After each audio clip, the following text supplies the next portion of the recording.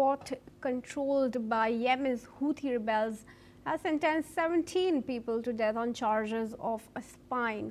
According to reports, the court in the capital Sanaa had sentenced the 17 individuals in cases related to espionage cells within a spy network affiliated with the American, Israeli and Saudi intelligence.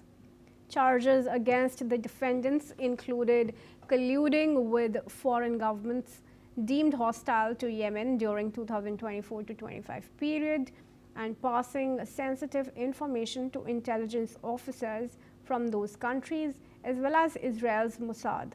They were also accused of helping recruit Yemenis, allegedly contributing to attacks on military security and civilian sites that resulted in dozens of deaths and large-scale infrastructure damage.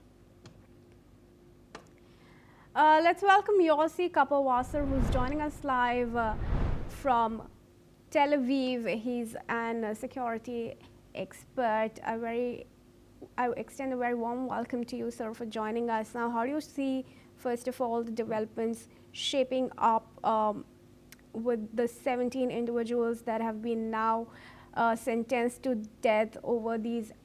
I mean, that is usually the case when espionage is concerned. Foreign nations are not very considerate to these kind of charges. Well, yes, it's very natural for us to listen, to hear about these cases. We hear it often, quite often in Iran, when they arrest all kinds of people and blame them for espionage. The same with the Yemenites, because the pride of the Yemenites was hit severely with the strikes that Israel conducted in Yemen during the war. So they have to explain it by catching all kinds of alleged spies and executing them and so on and so forth. I'm not sure if this is the right people, and they usually do that regardless of whether it's the right people or not. In the trial they held, there was no defense for the people that were accused of those crimes. So it's hard to say that this is really the people that were behind it. And stop shooting missiles in our direction. So I'm wondering if there's going to be enough pressure to convince them to give up on executing those 17 people that God knows if they were at all involved in anything. Any action that we can expect from either Israel, US or Saudi Arabia to prevent the execution of these 17? Well, I don't think that Israel and Saudi Arabia are going to do anything out of the ordinary in order to prevent that.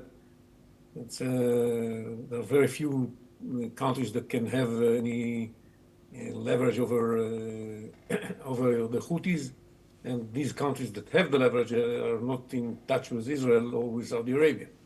So I don't know if there's going to be enough power to convince the Yemenites not to execute them.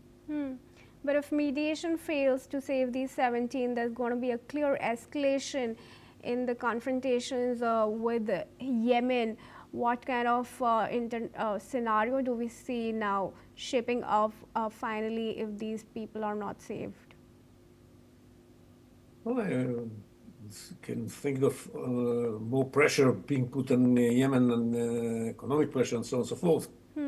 But also on the Houthis in Yemen. But I doubt if this is going to have an impact on them. They tend to ignore all these pressures. So I'm not sure that this is going to stop them from moving forward with this strange execution of their own people. All right, Mr. Kapawasser, thank you for joining us and sharing your insights with us here on NewsX World. Of course, we'll keep tracking developments that will be shaping up in